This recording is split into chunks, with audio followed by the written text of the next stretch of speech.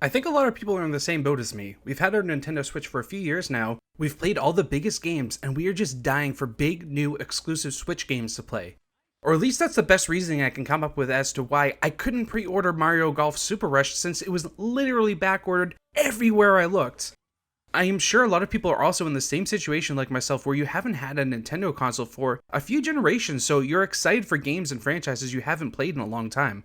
That's Mario Golf Super Rush for me because I haven't played a Mario Golf game in a very, very long time. So I was curious to see how the franchise has grown over the years and to see all the new features added in. And I think if you will find Super Rush worth buying will depend on exactly what you're looking for, whether you're looking for a single player experience, or something to play with the kids or friends, or a mix of both, so I'll go over who I think this game is best for. With that said, let's get into it. Starting off, you're greeted with a few different game modes. You have your standard free play, where you can choose to play regular golf, speed golf, or battle golf against AI or online against other people. There's also Adventure Mode, which is a single player campaign with some light RPG mechanics, and then finally Challenge Golf. There's also a tutorial section which meticulously goes over all gameplay aspects. However, unless you want to jump right into multiplayer, I wouldn't recommend reading all of that over for reasons I'll go over in just a bit. Mechanically speaking, the game is mostly what we've come to expect from Nintendo. The golf mechanics are solid, and outside of a few times where the physics went a bit wacky, they work very well. When using a controller, you can of course aim your shot, and then when you hit A to start up the power meter, you then hit A again to set the power of your hit. There's a few twists though that do add in a level of strategy with your shots that really does add in some extra fun and excitement to every swing.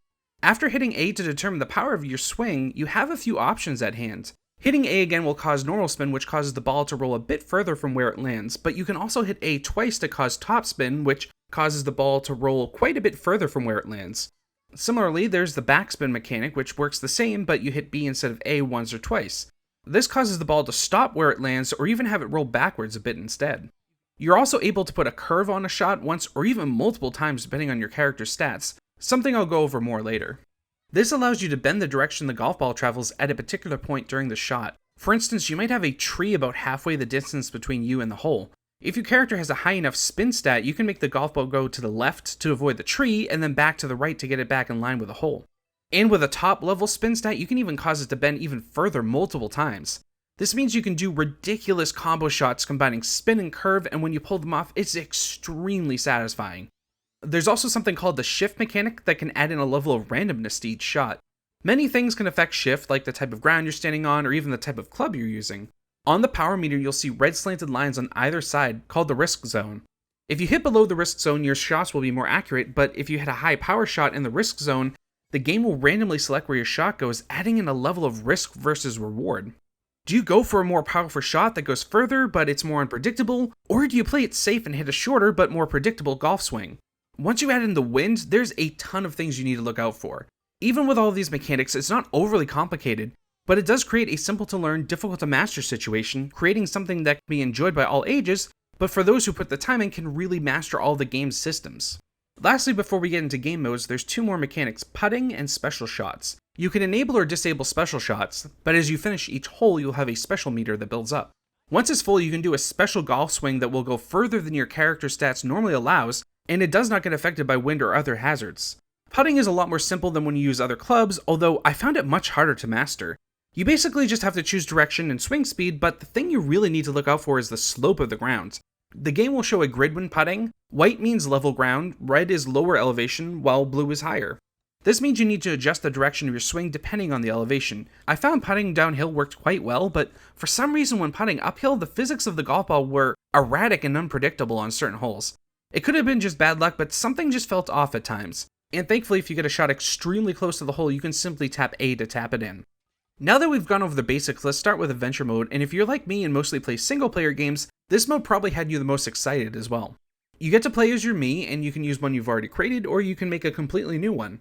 One thing I really appreciated was having multiple save slots. This means if you're sharing your Switch with your significant other, or if you're buying the game for your children, everyone can have their own save slot and Mii to play through the Adventure Mode with. Your Mii has dreams of becoming a golf champion and going toe-to-toe with the greatest golfers like Mario, Luigi, and Princess Peach. But in order to get to their level, you need to prove yourself first. It does start off quite charming as you have other rookies competing with you for a shot to win it all. The story elements, however, end up being quite light as at times they are dropped completely. Although there is a big twist about halfway through that completely comes from left field. I actually love the twist, although I don't want to spoil it, but it gave me a good chuckle. But for the most part, Adventure Mode ends up being an extended tutorial and a showcase for all of the golf courses. It does do a good job of slowly adding in new mechanics so players are not overwhelmed, although this mode can feel a bit basic at first. You earn experience as you complete challenges, and when you level up you get points to spend on one of 5 traits. I have to say they did a good job with the stats, as every point I spent felt like a noticeable upgrade. You have power, which of course determines how far you can hit a golf ball, stamina, which allows you to sprint longer, speed, which allows you to sprint faster, control, which makes your golf ball hits go straighter, and lastly spin, which allows you to apply more curve and more spin to your shots. Once you get to higher levels, when you spend a skill point, 1 or 2 other skills will drop in level, so it becomes a balancing act to even out your stat tree. Most people will probably end up with a balanced character like I did, and my me eventually ended up being significantly better than every other character in the game. The only thing is that stamina and speed are useless for standard golf, so when you're playing online, certain characters will be far worse than certain modes than others. Unfortunately, Adventure Mode ends up being pretty short and can be done in 2 or 3 short sittings. It basically follows a formula: teach you a new skill, practice on 3 to 6 holes, then practice on the same course again, then play a full round of golf on that same course for a 3rd time. It can feel a little repetitive, however after the big twist there are some really fun challenges. Sadly, there just aren't enough of them and it left me wanting much more. But this mode does do a good job of going through all the different modes of golf and teaching you all of the mechanics. That's why I would recommend starting here to learn how to play the game instead of reading the wall of text that is the tutorial. When it comes to your free play, you have your 3 modes: regular golf, speed golf, and battle golf. Regular and speed golf both have a great amount of customization to tailor the game to how you want to play. You can choose the amount of holes you want to play, which hole you want to start on, the amount of wins to enable or disable special shots, and how many players up to 4. Regular golf can use the standard rules going by the lowest score wins, or by a point-based system where the person who wins the most holes wins the game. Speed golf was the highly touted new mode, and it's actually a lot of fun. This mode is based off of whoever finishes the hole with the lowest score along with the best time, and if you go over par it adds a time penalty. It's interesting because instead of watching your shot, you instead have to start sprinting to where the ball lands. However, while you do want to be as quick as possible, you do still want to line up your shots properly, because if you make a bad shot, it will hurt your time score. Each character has their own special sprint move, like Yoshi running on the egg and Luigi being able to basically skate on any surface. If you hit another player with your special, it stuns them and causes them to lose coins. There's also 2 modes of speed golf where you can choose whoever gets the best time wins or the most points. The point system actually might be great if you're playing with younger players. Basically, each hole the winner gets 4 points, the second place person gets 3 points, and so on. You can then add in a time penalty for the winner of the previous hole, where the next hole they have to wait before they can tee off. If you're playing against kids, this will allow you to play at your best, but also giving them a fair chance on the next hole if you keep winning.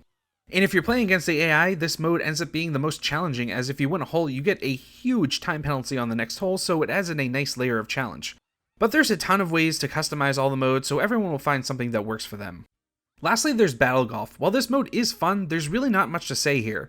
There's 2 courses to choose from, and it's basically speed golf with a ton of extra hazards on the course.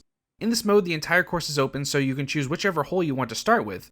The twist being, when someone gets their golf ball in a hole, they get a point and that hole disappears entirely.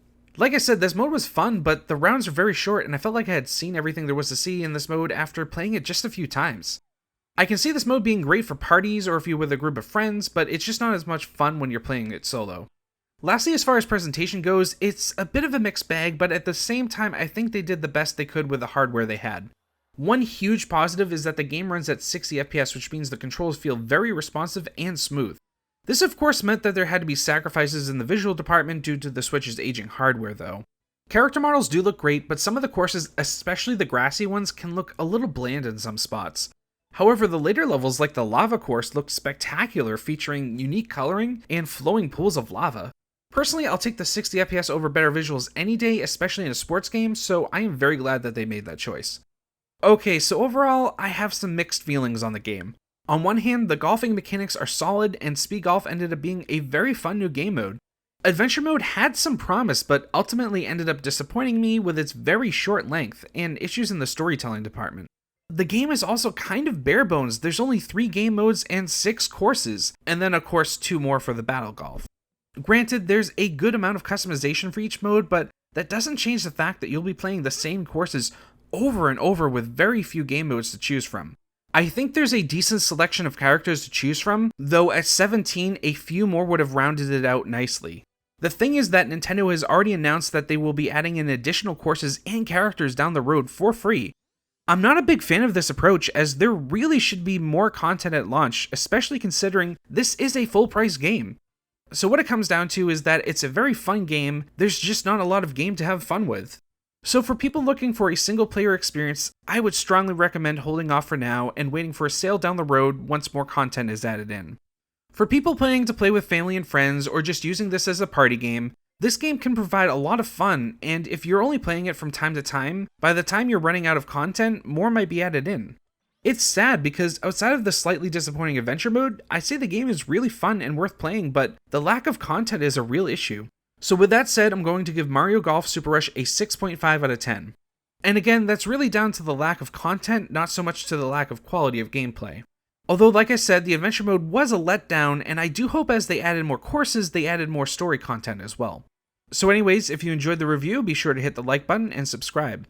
I'm currently working on my Scarlet Nexus review, although the game is extremely long, so it might not be out until next week, but I do have a few other videos I'm working on as well. After that review, I might even do a spoiler discussion of the story because I really just need to talk about the story and I don't want to spoil it in the review. After that, I'll be doing my final Platinum review for the Mass Effect Trilogy, something I am really looking forward to. Some videos do end up taking a bit longer to do than others, so I'll be keeping everyone updated on what I'm working on through Twitter, so do follow me there at CSlayerDre. Thanks so much for watching, I'll see you all in the next video.